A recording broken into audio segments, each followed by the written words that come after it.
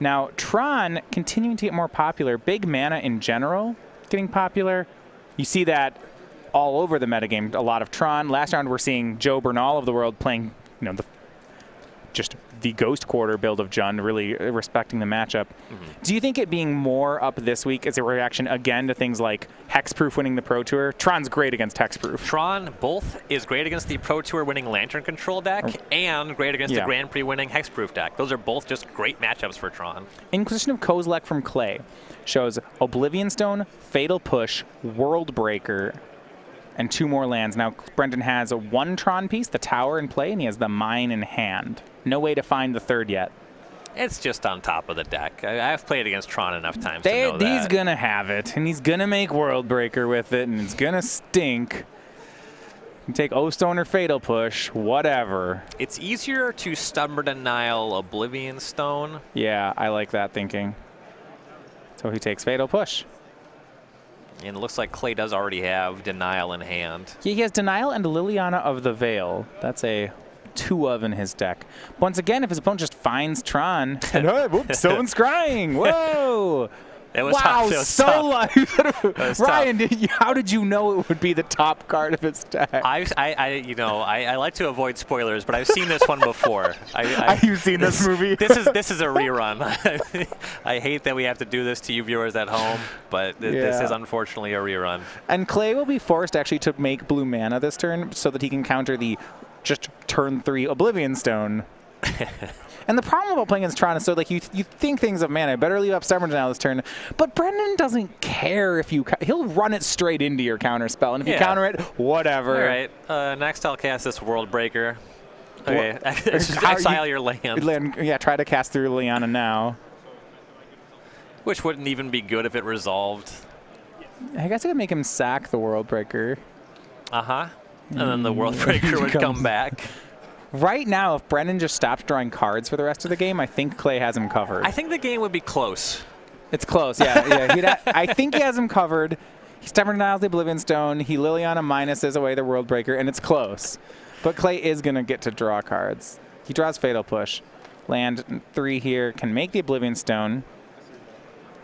He doesn't have to run it into the Stubborn Denial, though. Yeah. The thing is he gets to choose here, and he doesn't. I like that. Yeah, just hang on to it. It's fine. Yeah, there's nothing on the board. You don't need to make Oblivion Stone. And next turn you have 8 mana, so you're not like but I need to be mana efficient argument is kind of what I have a lot of mana. I could cast every spell in my deck on the same turn.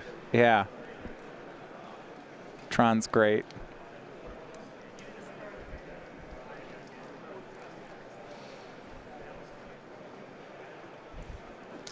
Clay, I think it's going to try to get a threat online. Yeah, probably Liliana of the Veil, or maybe his Tarmogoyf. He can make Tarmogoyf and leave up Stubborn Denial, but he knows that next turn it's just World Breaker. Right. So Liliana seems bad then. I don't want a Liliana plus. Brenden discards something stupid, then he World Breaks your Liliana. Like, I don't know. I'm not into that. He's got 2 Teamer Battle Rage in hand. You play 2.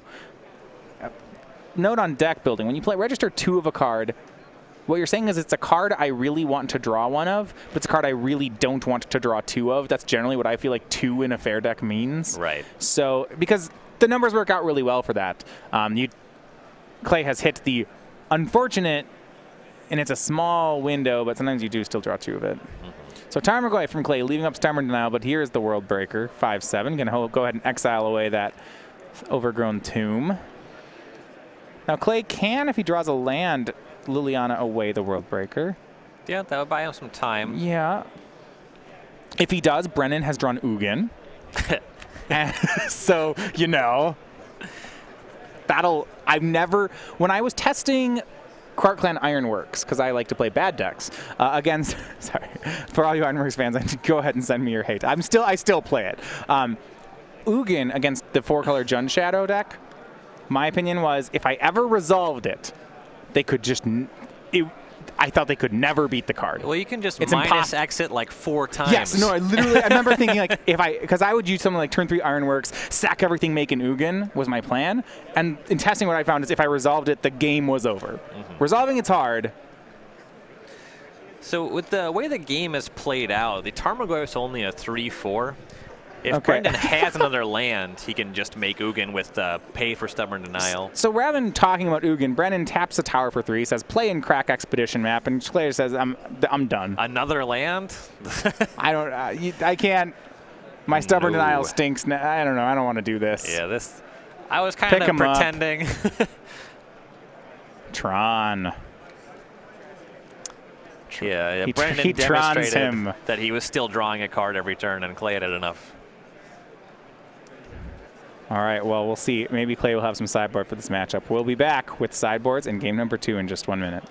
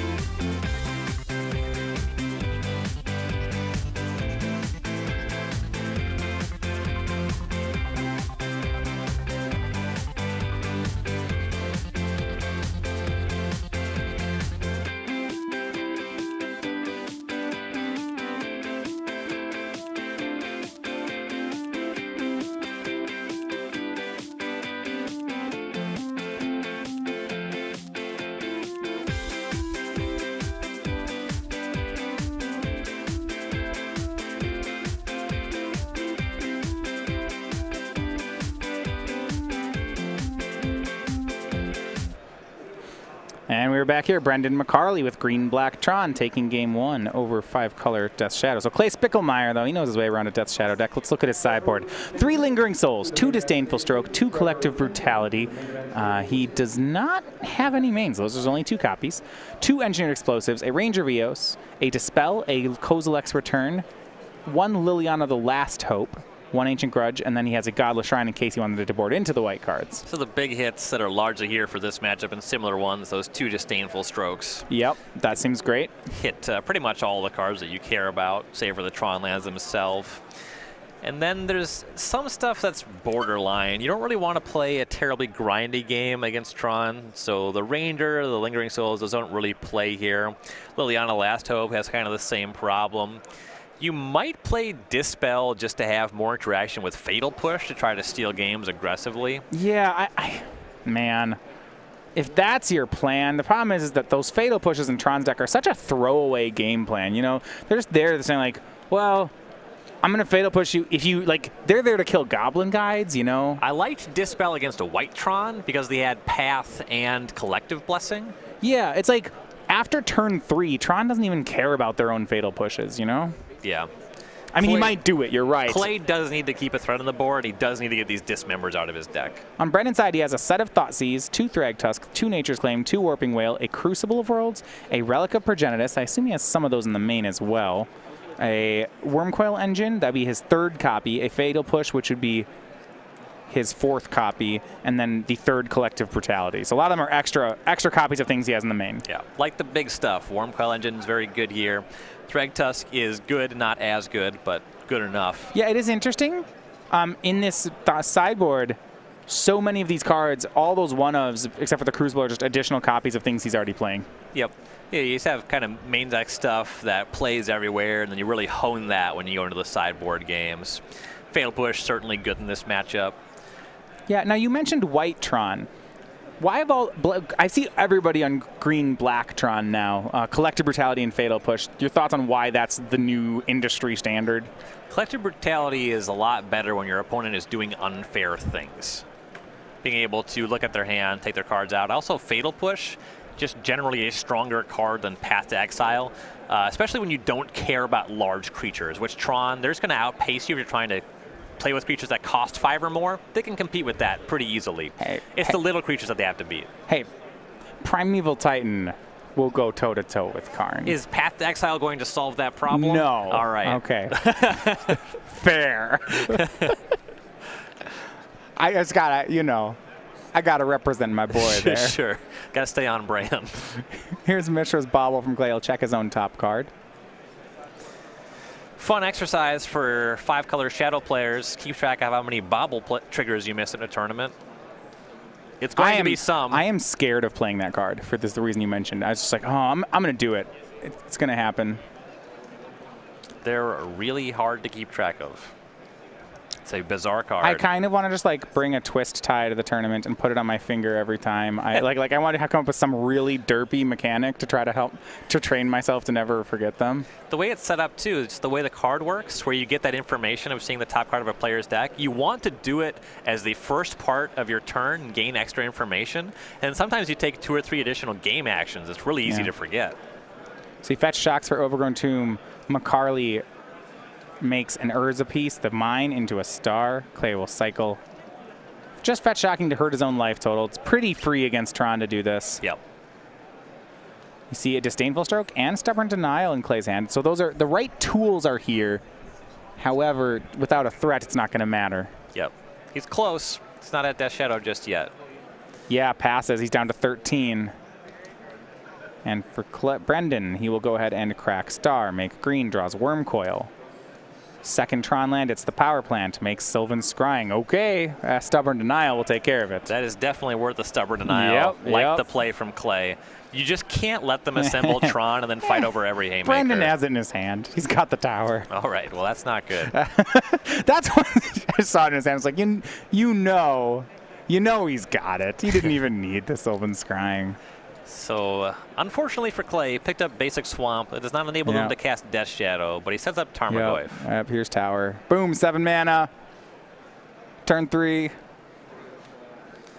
Oh, hey, Karn. Oh, no Stubborn Denial this time? All right, kill your thing.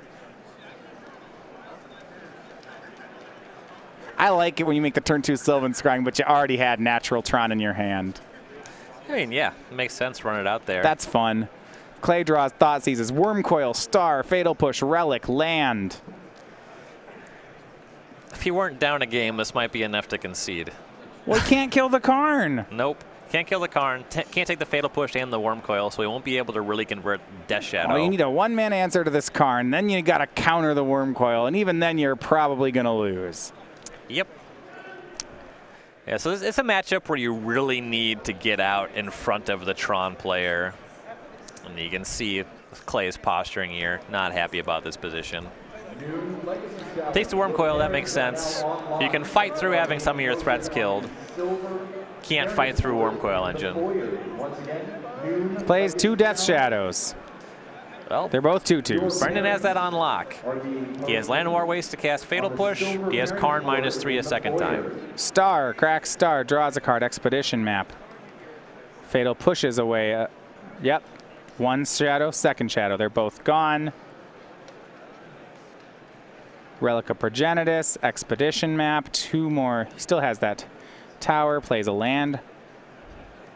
Casts Ancient Stirrings. Multiple Ulamogs in the top 5. Oh, I'll show an Ulamog. Clay has Disdainful Stroke. I mean, you can counter it if you want. Yeah, then it would only be 2 Stone Rains. Clay, yeah, not even going to do it. Clay extends the hand, and Brenden McCarley, he cruises to a 2-0 win with Tron. That was just a beating.